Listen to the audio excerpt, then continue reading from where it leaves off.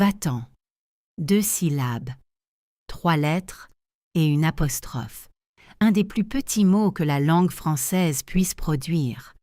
Et pourtant, dans la bouche de certaines personnes, dans certains contextes, dans certaines maisons, ce mot est une destruction. Pas une destruction qui fait du bruit, pas une destruction qui laisse des traces visibles, une destruction silencieuse, qui prend quelque chose d'essentiel, la place, le droit d'exister dans un espace qu'on a contribué à construire, le droit d'être là. Simplement, là. Ibrahima Diallo avait dit va-t'en à sa femme, pas dans l'émotion d'une dispute, pas dans la chaleur d'un moment de colère que le lendemain efface, avec calme, avec une décision déjà prise, avec la certitude de quelqu'un qui a choisi et qui attend juste que l'autre comprenne que le choix est fait. Mariama avait compris. Elle était partie, avec ce qu'elle avait, avec ses enfants, avec sa dignité, avec les mains de quelqu'un qui a tout donné et à qui on dit « c'est assez, va-t'en ». Elle était partie. Mais Dieu regardait, Dieu enregistrait. Et Dieu n'était pas d'accord. Et ce désaccord de Dieu, il allait s'exprimer. D'une façon qu'Ibrahima n'avait pas vu venir, d'une façon que Mariama elle-même n'avait pas osé espérer, d'une façon que personne, dans toute cette ville, n'aurait pu prédire. Mariama Sow avait 33 ans. Elle était de Thiès, au Sénégal. La fille d'un enseignant et d'une sage-femme, 2 métiers qui donnent quelque chose de particulier aux enfants qui grandissent dedans. Le sens que les mots ont du poids et que la vie mérite d'être accueillie correctement. Mais elle avait grandi avec ça, les mots qui pèsent, la vie qui mérite. Elle avait étudié, elle était devenue secrétaire de direction, organisée, précise. Le genre de personne sur qui une entreprise peut compter. Elle avait rencontré Ibrahima à 26 ans, un homme d'affaires, importateur, qui avait réussi par lui-même, qui aimait le rappeler, qui avait une façon de parler de ce qu'il avait construit, seul, tout seul, comme si les gens autour de lui n'avaient rien contribué. Comme si sa femme n'avait pas quitté son travail pour gérer leur maison et leurs enfants, comme si les enfants s'étaient élevés tout seuls, comme si la maison s'était tenue toute seule. Elle l'aimait quand même. Elle avait cru à sa façon d'être, que ce n'était que de l'orgueil de surface, que derrière il y avait quelqu'un qui voyait vraiment. Elle s'était trompée. L'orgueil n'était pas de surface, il était dans les fondations. Et les fondations comme ça, elles finissent par tout colorer, tout. Même les moments qui devraient être simples, même les moments qui devraient être de l'amour. 7 ans de mariage, 3 enfants. Oumar qui avait 6 ans, Kadiatou, 4 ans, et le petit Ibrahima, qu'on appelait Bra, 2 ans, 7 ans de maison tenue, d'enfants élevés, de mariage géré, de présence. Mariama avait tout géré. Elle était la structure. Elle était celle qui tenait, qui organisait, qui anticipait. Ibrahima travaillait. Il gagnait. Il rentrait. Il donnait sa part. Mais il ne voyait pas. Ce qu'il ne voyait pas, c'était ce que Mariama faisait. Vraiment faisait. Pas les tâches. Les tâches, il les savait. Ce qu'il ne voyait pas, c'était la valeur de ses tâches. Ce qu'elle représentait, ce qu'elle coûtait, ce qu'elle permettait, pour lui, pour les enfants, pour tout. Il ne voyait pas. Et parce qu'il ne voyait pas, il avait commencé à ne plus estimer. Et parce qu'il n'estimait plus, il avait commencé à regarder ailleurs. Et parce qu'il avait regardé ailleurs, il avait trouvé quelqu'un d'autre, quelqu'un de plus jeune, qui travaillait, qui avait son propre salaire, qui était, dans les mots qu'il avait utilisés ce soir-là, plus adapté à qui il était devenu, plus adapté. Comme si Mariama était une ancienne version, un modèle dépassé, qui avait fait son temps, et qu'on remplace Il avait dit ça, pas exactement ces mots, mais cette idée. Et puis il avait dit « Va-t'en ». Elle avait regardé cet homme. 7 ans, 3 enfants, cette maison, ce qu'elle avait quitté pour être là, ce qu'elle avait construit en étant là.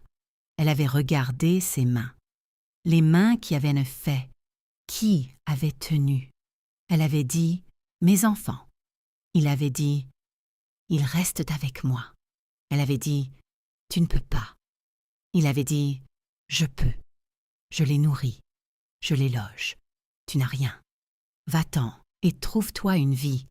Je leur donnerai une meilleure vie. » Il avait dit ça, comme si les enfants étaient des et des projets commerciaux, comme si une meilleure vie se résumait à l'argent, comme si leur mère n'était pas leur vie, une partie essentielle de leur vie. Mariama avait regardé ses enfants, Oumar qui dormait, Kadiatou qui dormait, le petit bras qui dormait. Elle avait pris une décision. Pas ce soir. Ce soir, elle ne pouvait pas. Ou que ce soir, elle avait besoin de quelque chose. Elle avait pris les enfants. Elle les avait réveillés doucement. Elle leur avait dit « On va chez Tantine.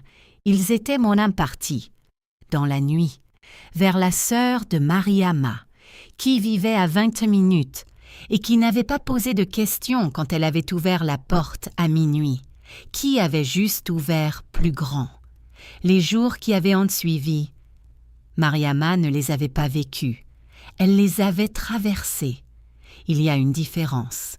Vivre, vous êtes là, vous ressentez, vous choisissez. Traverser, vous mettez un pied devant l'autre, parce que l'alternative est de s'arrêter. Et s'arrêter n'est pas une option quand 3 enfants vous regardent.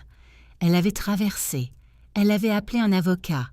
Les enfants ne restaient pas avec lui, pas sans bataille. Elle savait ça, et elle était prête pour la bataille.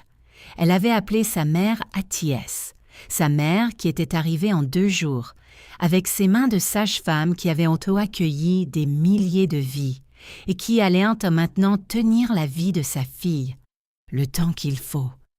Elle avait appelé son ancienne directrice. Elle voulait retrouver du travail. Elle avait travaillé avant le mariage. Elle savait travailler. Elle allait retravailler. Sa directrice avait dit « Je t'attendais ». Pas littéralement, mais presque. Elle avait une place. Pas la même qu'avant.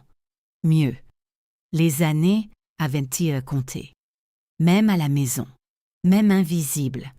Elles avaient compté. La bataille pour les enfants avait été longue. Pas parce qu'Ibrahima était dans son droit, parce que certaines batailles prennent du temps, même quand on a raison.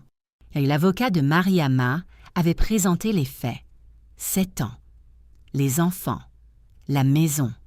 Ce qu'elle avait fait. Ce qu'il n'avait pas fait. Ibrahima avait son argent. Son argent lui donnait un avocat aussi. Et 2 avocats, ça prend du temps. Mais la vérité finit toujours par peser plus. Même dans les procédures qui prennent du temps. Même dans les salles qui sentent les dossiers et les attentes. La vérité finit par peser plus. Les enfants étaient-ils restés avec Mariama, provisoirement d'abord, puis de façon principale, avec des droits de visite pour Ibrahima, parce que les enfants avaient besoin de leur père aussi, même ce père-là, même imparfait, parce que les enfants ne sont pas des armes. Et Mariama l'avait décidé, pas pour lui, pour eux, et Ibrahima. Ibrahima qui avait dit « va-t'en ». De qui avait une nouvelle femme, plus adaptée, qui avait les enfants le week-end, qui avait son argent, qui avait tout ce qu'il avait voulu. Ibrahima, et c'est là que Dieu avait parlé. Ibrahima avait perdu ses affaires, pas d'un coup, sur 2 ans, un contrat annulé, un associé qui l'avait trompé, un marché qui s'était fermé, une décision prise trop vite, une autre mal calculée. Les problèmes s'étaient accumulés, comme ils s'accumulent, comme la mer monte, doucement d'abord, et puis soudainement jusqu'aux genoux, et puis à la poitrine. Ibrahima avait perdu la maison, la grande maison où il avait dit « va-t'en ». Elle avait été vendue pour couvrir des dettes. La nouvelle femme, la plus adaptée, elle était restée 6 mois après le début des difficultés. Puis, elle était partie, sans les mots de Mariama, ou sans la dignité de Mariama, juste partie, comme on quitte quelque chose qui ne vaut plus. Ibrahima s'était retrouvé, sans maison, sans affaires, sans la nouvelle femme, avec les visites du week-end et la mémoire d'un soir où il avait dit « va-t'en » à quelqu'un qui ne le méritait pas. Il était venu, pas pour reprendre. Il n'était pas stupide à ce point, ou peut-être qu'il l'était, mais il avait eu assez de conscience pour ne pas demander ça.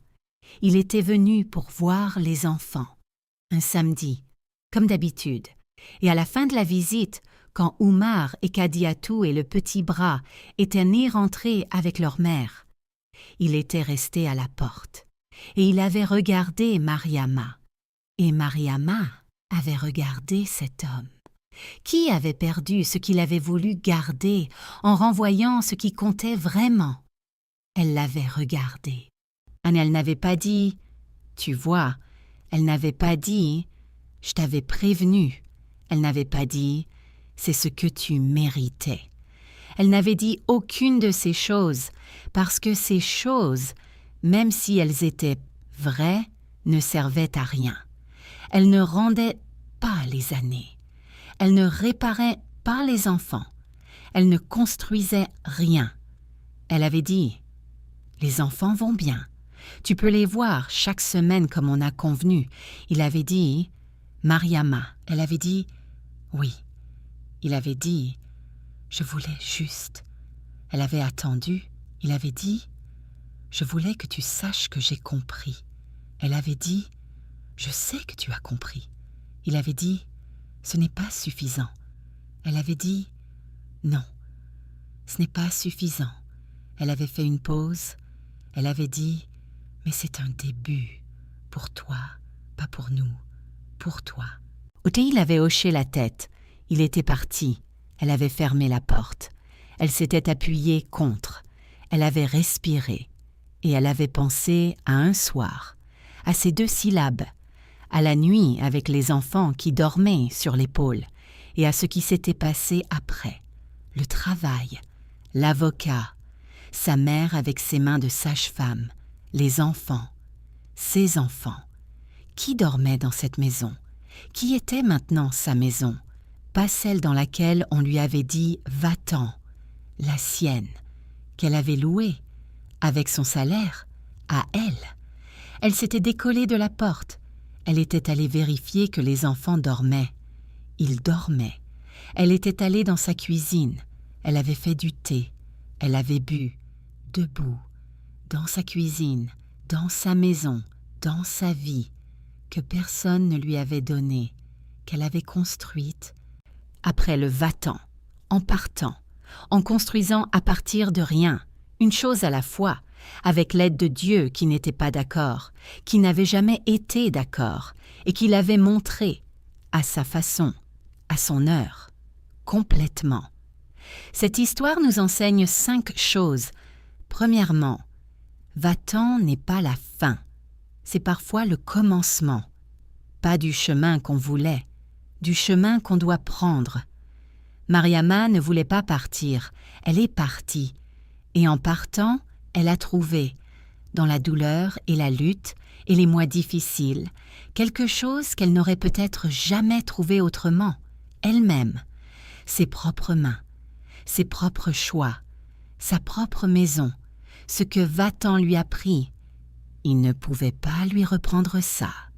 Deuxièmement, l'argent d'un homme ne peut pas remplacer la présence d'une mère.